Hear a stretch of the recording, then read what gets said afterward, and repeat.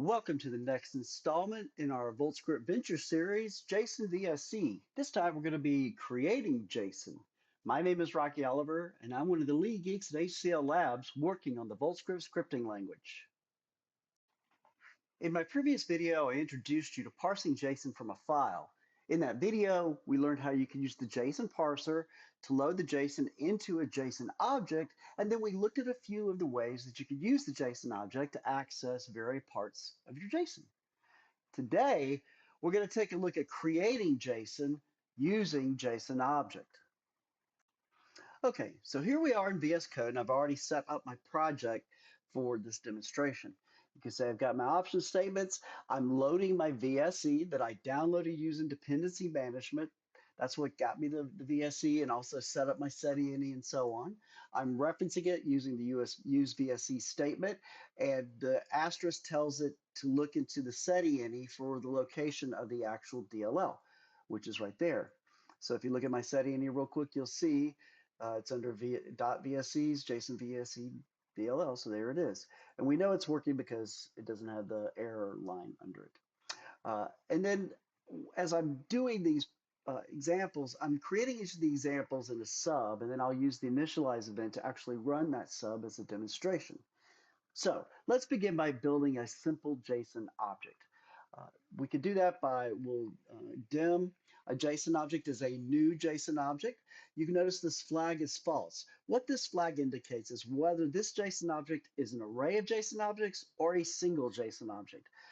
Right now, we're creating a single JSON object, so the flag is set to false. Now, this is the default value, so I could have omitted this flag and it would work the same way.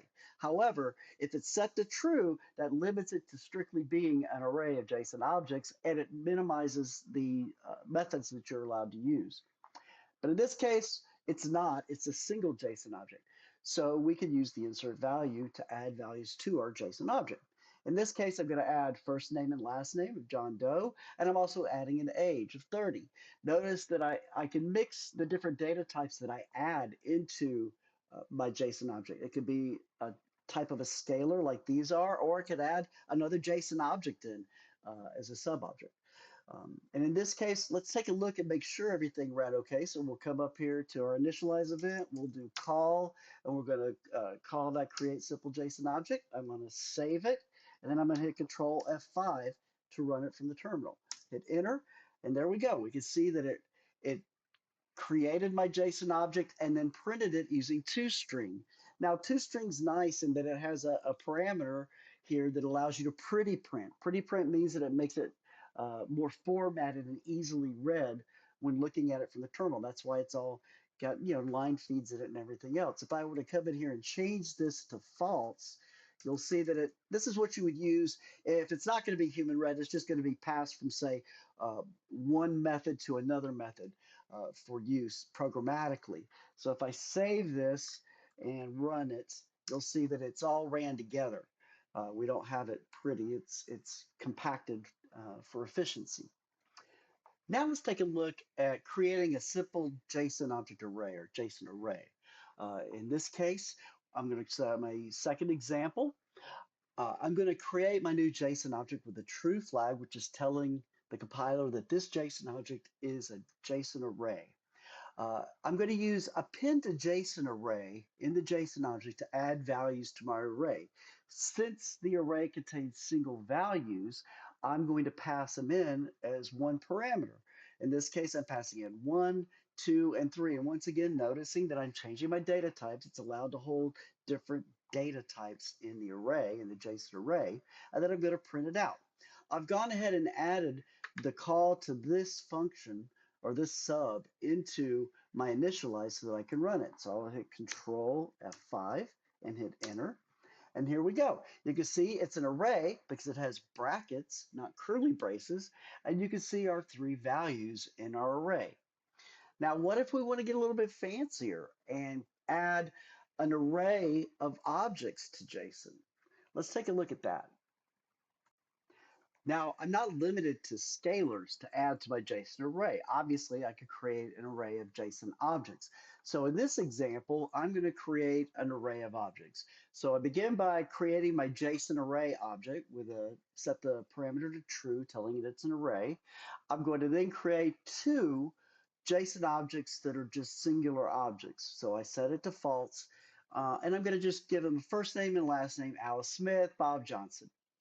So I have two objects, child objects here that I'm going to add into my JSON array. And I'm just using append to JSON array like I used before, and I'm just passing it in the object.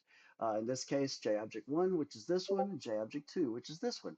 Now let's take a look and see what that looks like when it runs. I'll come up here to my initialize event. I've already loaded the third example in here. I hit Control F5, enter, and there you go. You can see it opens up with a square bracket telling it that it's an array, and you can see my two JSON objects inside that array. So what about adding a nested object into a JSON object? Let's say I have a contact object, JSON object. So like in this case, here's Allison Smith, and I want to add Allison's address as a nested object inside the contact object for her. So what I could do is create another JSON object, set it up with the values that I want, the street, city, state, postcode, and then I want to insert that into the existing object. So all I had to do is create my object and then call insert value, give it a name, so that's the label that this object will be referenced by inside the parent JSON object, and then hand it the actual JSON object itself, which in this case is address. So let's take a look at what this looks like when it runs. So we'll come up here. You can see I've already got my example 4 added to my initialize event. I hit Control F5 and enter, and here we go. There you go. You've got your first name, last name. You can see that this is an object. It's curly brackets. And then here's our nested object with the label of address. And then inside this object, you can see its various labels and values of city, postcode, state, street, etc. What about adding an array into an existing JSON object? Here's another way of accomplishing this, similar to what we did before. So in this case, I've created a JSON object, I've given it a first name and last name, and I want to insert some phone numbers. A cool trick you could do is you're not limited to just entering or adding JSON arrays to an existing object. You could also use a regular VoltScript array to add an array into a JSON object. So in this case, I have my phone numbers. I have a couple of phone numbers listed here.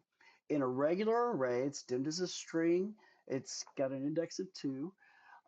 And then I'm going to take these and just insert it into my existing JSON object using insert value. I'll use the label phone numbers, and I'll hand it the array that I created before. If I run this, example 5, let's come up here and we're going to run example 5. So I'm going to go example 05, and we'll do this, and we'll save it, and then we're going to hit Control F5, enter, and there we go. We have our first name, last name, Bob Johnson, and our phone numbers, and there they are listed out in our JSON object. So what if I wanted to add an array of JSON objects into an existing array? Well, it follows pretty much the same pattern we've been using. So in this example, I've created a parent object, my J object. I've created two kid objects, kid1 and kid2. They're both just regular objects. And then I'm going to create a JSON object that's an array of JSON objects called kids array. So for my main object, I'll give it a name, Charlie Brown. And then I'm going to create my kids. First name, Lucy. First name, Linus, ages 6 and 5. Now, I want to show one thing. I'm going to add these to the kids array, I could use fluent notation, extended dot notation, however you want to call it, but I could string these calls together like we've seen in previous videos. So in this case, rather than having two separate lines, I can go call kids array dot append to JSON array kid1 and then append to JSON array kid2. And then I'll take that array and I'm going to add it into my parent array under the label of children. And once all that's done, I want to print it to check my work.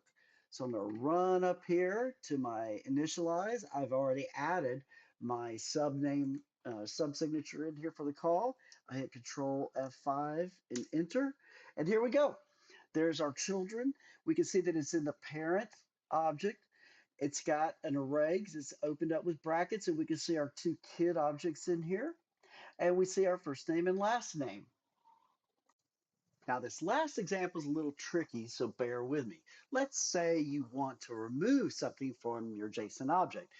Uh, it makes sense that the way you would do it is pretty straightforward. If I were to say, let's work with the same example we had last time, the Charlie Brown example with the kids. Let's say I want to remove Charlie's age. That's a very simple call. All I'm going to do is come down here and I'm going to say remove child age because the age element is a child object inside the parent object. So I'm going to say remove that age, and it'll remove it, and I can print it and show that. Now here's the tricky part. To remove something from a JSON array, you have to use a different call. Remove child will not work. Instead, you're going to have to use remove array entry. But there's a trick. Remember that when you're working with this stuff, everything is passed by value and not by reference. So where you may think that you could use a call like this one right here, where I could say get the children object and then remove the first array entry, this won't work because what will happen is it works in memory, but it doesn't update the parent Charlie Brown object. So even when you run it, it'll run without errors, but Lucy won't disappear from our values in the parent array. So instead, what we have to do is get a handle to that child object, that child JSON array, which is called children. We get that, we remove the entry, and then we're going to have to write that entry back into the parent object by just reinserting the value with the same label number. So let's take a look at all of this. And I've got print statements all the way through so we can see its progress. You can see that in here, I've already got my example 7 set up. So let's run it. Control F5, enter. Now let's take a look at this. So what we've got going on is this. You've got first thing was we've created our object. So there's our initial object. We've got the age in there, the children, first and last name. Now we can show that removing Charlie's age is already gone. And that's where I use the remove child to just remove the age object from Charlie. Now, what if I were to remove Lucy from the children array? That is going to be that part of the code right here where we got a handle to the children and we removed the array entry. So right now, when I did this print, this remove Lucy from the children array, it's just showing me that children object, that children array object. And you can see there's only one value in there now. So now that I have that, I have to write that back into the parent Charlie Brown object. And that's where I take that, I insert it back under children, and then I print it again after removing Lucy from the children array. And you can see that the age is still gone, like we removed before, and also Lucy's gone, and it's just Linus listed. So that's how you remove elements from a JSON array or a JSON object. Keep it straight that you can't use remove child for an array. You have to use remove array element or remove array entry. Well, that's it for this installment of VoltScript Ventures. I hope you learned something about working with JSON inside VoltScript using the JasonVSE, and have a great day.